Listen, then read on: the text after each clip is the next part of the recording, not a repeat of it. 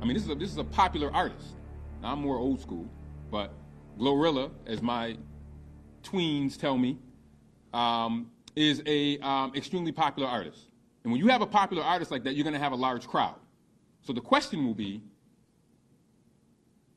were the appropriate actions taken? Too early to say, but I will tell you that we have a history in my administration of holding venues accountable. And that will happen in this case, once a thorough investigation is complete. We are going to hold people accountable for what happened last night, period. When you put on a concert in this city or anywhere around the country, you have to make sure that all I's are dotted and T's are crossed.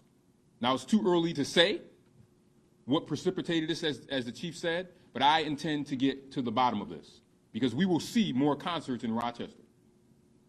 It's what we deserve.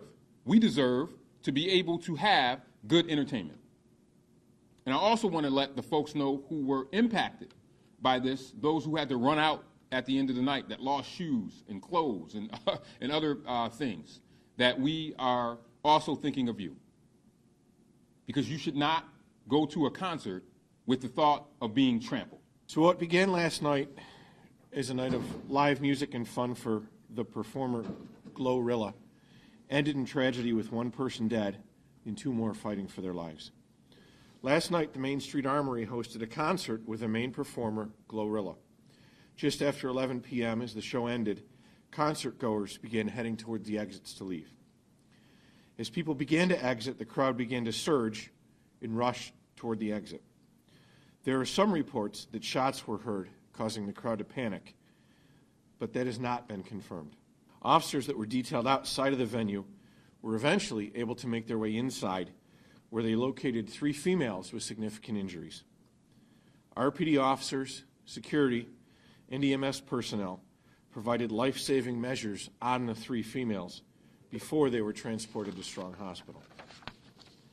Sadly, one of the victims has passed away, and 2 others are currently in critical condition, still fighting for their lives. As the night went on, an additional 7 people arrived at local hospitals with non-life-threatening injuries from the event. Preliminary reports from people at the scene indicate that these injuries were caused from people being trampled. We do not have any evidence of gunshots being fired or of anyone being shot or stabbed at the scene.